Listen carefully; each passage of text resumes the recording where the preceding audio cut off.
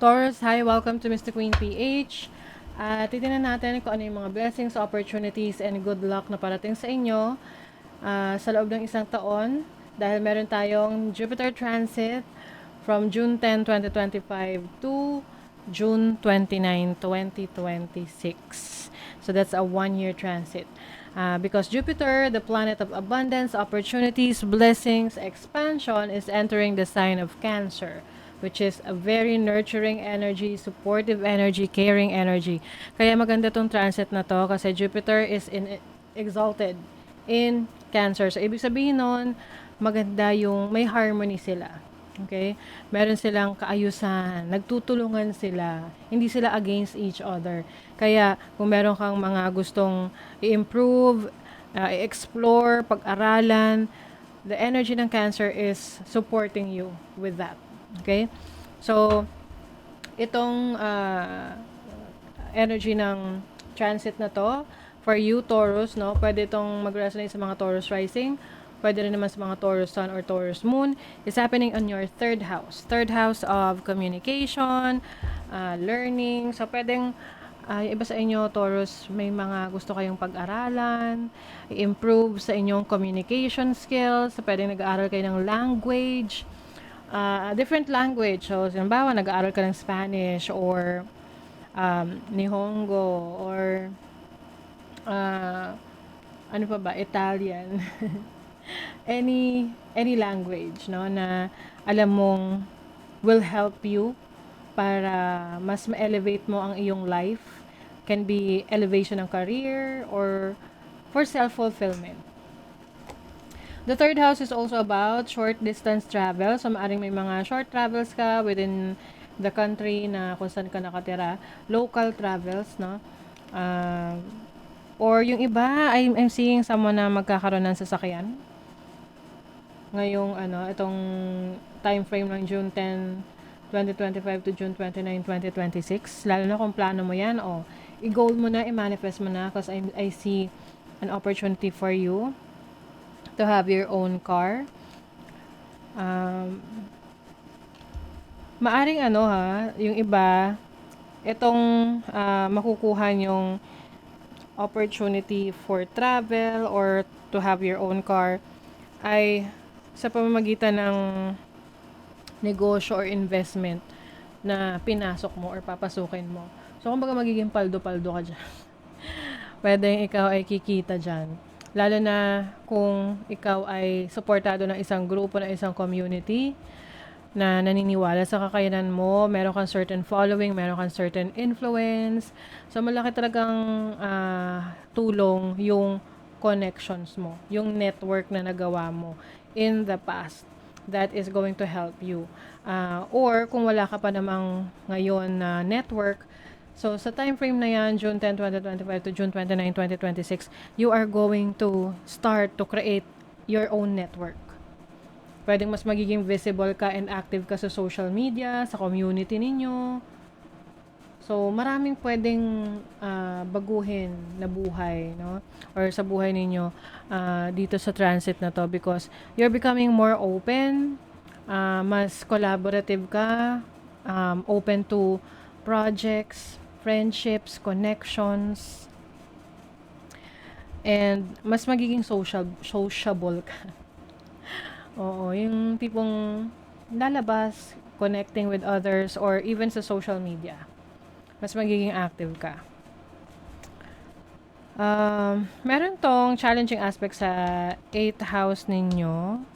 So, itong energy kasi ito ng Sagittarius and Pisces. Ruled kasi siya ng Jupiter. So, that's why in-include ko siya.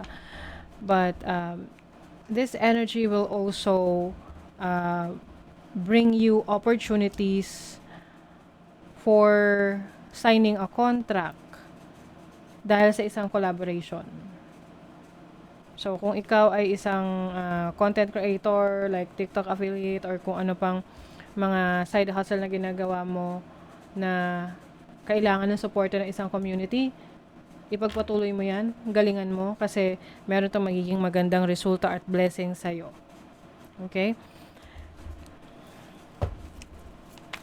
Let's see what else for Taurus. You have the Three of Swords. Ooh. Meron ditong heartbreak, grief. I feel like this is like a blessing in disguise para sa inyo. May mga tao, sitwasyon na kailangan mong iwanan or may magpapa-disappoint sa'yo or magdi-disappoint sa'yo, but ito yung way ng universe para sa'yo na proteksyonan ka dun sa sitwasyon na yon, sa tao na yon. You have Temperance. This is healing. I think, yung paghilom mo sa disappointment na yan, gradual siya, no? Hindi siya yung parang, kinabukasan, okay ka na ulit. It's a gradual process na pagdadaanan mo. Ang maganda kasi dyan, sa gradual process, minsan hindi mo na namamalayan na healed ka na pala, na naka-recover ka na pala, na okay ka na pala. Diba? See, you have the Star. The Star is about reaching your dreams. Meron ka ma-achieve na goal mo sa buhay. Through the support of the people na nai-inspire mo, mga taong naniniwala sa kakayanan mo. See, you have the Sun. You're going to be the center of attention. Meron kang, parang it's like a recognition for you eh. I see you being recognized sa talents mo, sa skill set mo, or sa naging ambag mo sa lipunan.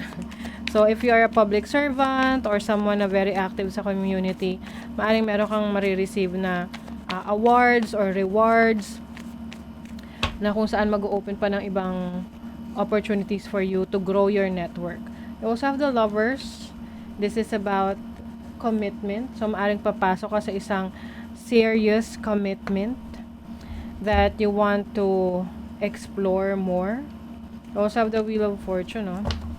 Things are changing, things are shifting. Okay, Taurus. Kasi 'di ba, nag-start tayo sa Three of Swords dito. So now I finally get it, no? Why? Bakit kailangan mong pagdaanan itong heartbreak na to?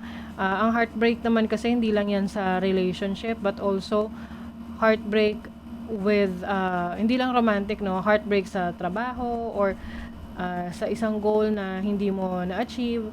Kaya may siya mararanasan is because hinahanda ka sa major change na mangyayari sa'yo. Na kung saan, piniprepare ka. Inaalis ka sa sitwasyon na yan kasi you are not meant to be in that situation. You are meant to be in a place where there is love, there is happiness, there is joy, wherein dun mo na fulfill yung goals mo and dreams mo. So, when you look back, tatawanan mo na lang yun na, kaya pala ganun yung nangyari. 'Di ba? So, be part of that process. Sayaan mo yung pagdaanan kasi that will make you become a stronger version of yourself.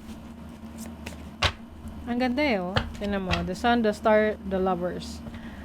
I also feel like meron ka ring, if you're someone na minamanifest din ng isang romantic connection, maaring ito'y dumating rin sa buhay mo. You are going to be in a committed relationship or situation na kung saan binavalue ka talaga, minamahal ka talaga ng totoo. See, purification. Di ba pag nagpo-purify tayo, tinatanggal natin yung madumi. Yung hindi nakakabuti sa atin para makuha natin yung malinis. So that's what I'm saying for you. May tinatanggal ka na anything na nakakasira sa'yo or harmful sa'yo. This can be a situation or tao sa buhay mo. Patience, yes. Patience is the key to success. Patience is a virtue. You have to be patient sa sarili mo na may mga bagay na hindi minamadali. You have to go through the process para tamang-tama. Tamang-tama lang yung development para sa'yo. 'Di ba? Kasi pag shortcut mo 'yan, meron diyang hindi, kumbaga sa niluto, hindi siya talaga completely luto. Kung maluto man, hindi siya masarap. Kasi minadali. 'Di ba? Energy.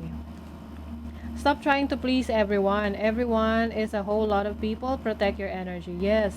You have to protect your energy, Taurus. Ibibigay mo lang to sa mga taong karapat-dapat ng oras, attention mo. 'Di ba?